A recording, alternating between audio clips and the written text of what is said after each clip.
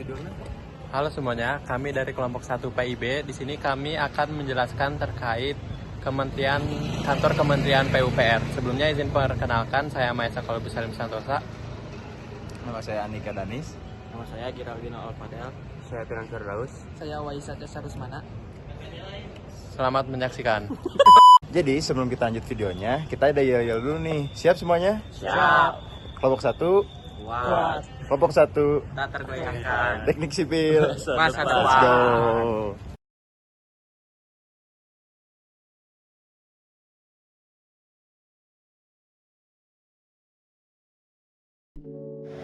Kantor Pekerjaan Umum dan Perumahan Rakyat PUPR merupakan proyek pembangunan gedung pemerintah yang berfungsi sebagai pusat administrasi dan operasional kementerian yang bertanggung jawab atas infrastruktur dan perumahan di Indonesia.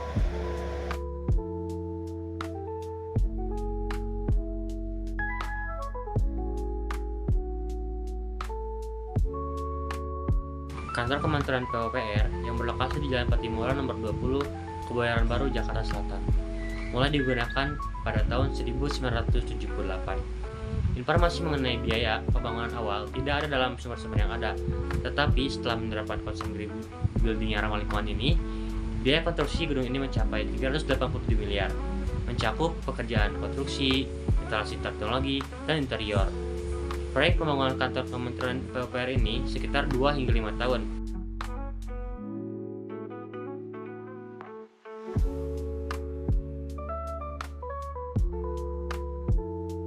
Pertama yaitu ada penerangan alami dan sensor otomatis. Yang kedua ada sistem daur ulang air. Sistem daur ulang air ini menggunakan air daur ulang untuk kebutuhan seperti penyiraman atau flushing toilet. Dan yang ketiga ada panel surya. Panel surya ini memanfaatkan energi matahari untuk mendukung kebutuhan listrik. Yang kelima ada atap hijau atau green roof. Area hijau di atas gedung untuk isolasi termal dan meningkatkan kualitas udara. Selanjutnya ada material ramah lingkungan. Menggunakan bahan bangunan seperti kayu berkelanjutan atau beton daur ulang. Dan selanjutnya ada jalur pejalan kaki yang ramah difabel. Stasiun pengisian kendaraan listrik.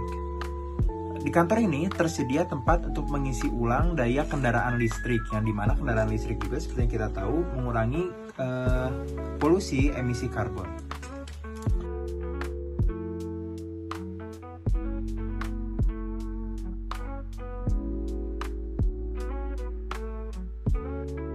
Yang pertama, ada pengurangan emisi gas rumah kaca.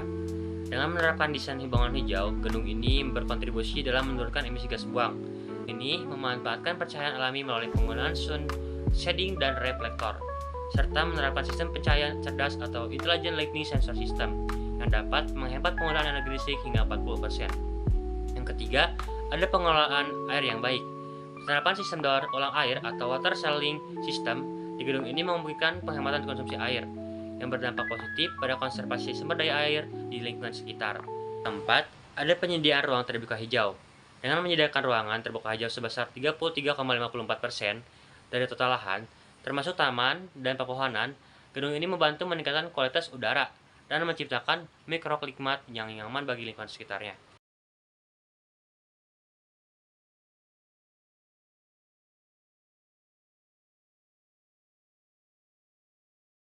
PUPR dapat menciptakan lingkungan kerja yang sehat dan produktif melalui beberapa pendekatan yang melibatkan desain ruang kerja, kebijakan, serta fasilitas yang mendukung kesejahteraan pegawai.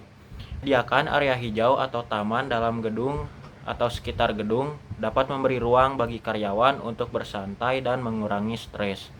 Penyediaan fasilitas kebugaran seperti gym atau ruang olahraga di dalam gedung, dan penerapan program kesejahteraan seperti pemeriksaan kesehatan berkala, pelatihan kebugaran, dan meningkatkan fokus kerja. Penyediaan ruang untuk kolaborasi, brainstorming, dan kegiatan tim dapat meningkatkan interaksi antar pekerja.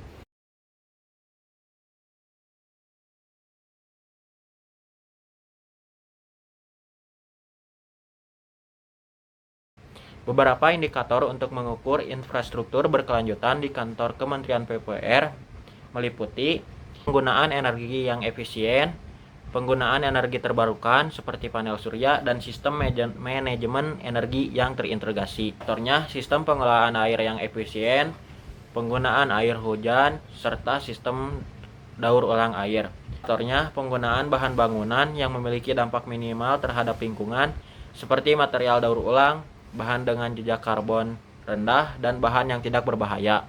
Sistem pengelolaan limbah yang terintegrasi seperti daur ulang limbah kantor, pengelolaan limbah konstruksi, dan penerapan teknologi ramah lingkungan, ketahanan bangunan terhadap bencana alam dan perubahan iklim, serta penerapan teknologi ramah lingkungan yang mengurangi dampak negatif terhadap lingkungan. Sertifikasi bangunan hijau seperti LEED atau Leadership in Energy and Environment Design.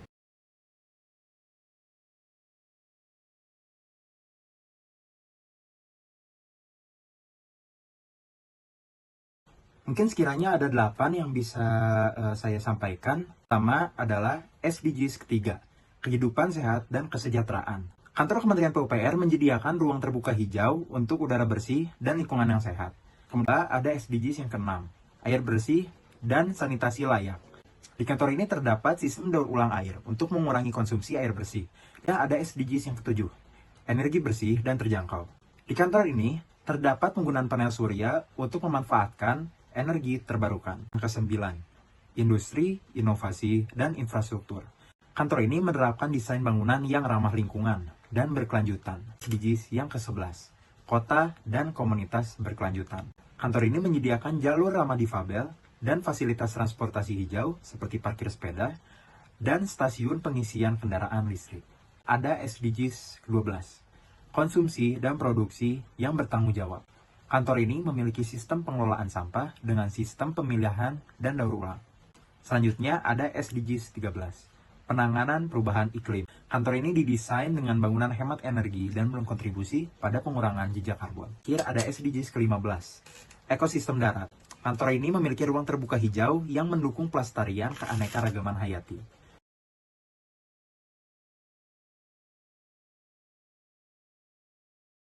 Yang pertama, ada Kementerian PUPR. Perannya menginisiasi dan mengelola proyek pembangunan gedung hijau. Yang kedua, ada pemerintah daerah. Perannya mendukung melalui penyediaan izin dan pengawasan proyek. Yang ketiga, ada konsultan desain dan arsitektur. Perannya merancang gedung sesuai dengan prinsip keberlanjutan, hemat energi, ramah lingkungan, dan memastikan efisiensi sumber daya dalam konstruksi. Yang keempat, ada kontraktor konstruksi.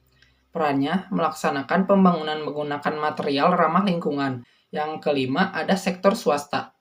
Perannya menyediakan teknologi atau material inovatif seperti sistem pencahayaan hemat energi, HVAC, atau panel surya. Ada lembaga sertifikasi. Perannya menyediakan penilaian dan sertifikasi standar bangunan hijau.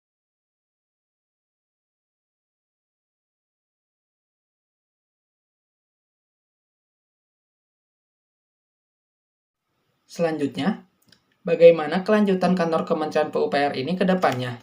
Yang pertama, pengelolaan dan pemeliharaan yang berkelanjutan, seperti optimalisasi sistem manajemen energi, air, dan limbah melalui penggunaan teknologi IoT, Internet of Things, replika dan standarisasi, menjadi model bagi bangunan pemerintah lainnya di seluruh Indonesia untuk mengadopsi konsep green building.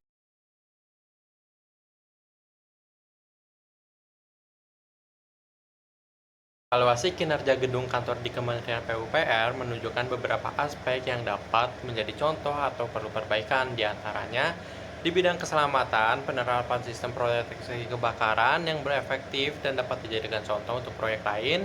Terus juga ada kesehatan, desain interior yang memperhatikan ruang gerak sehingga meningkatkan kenyamanan pengguna.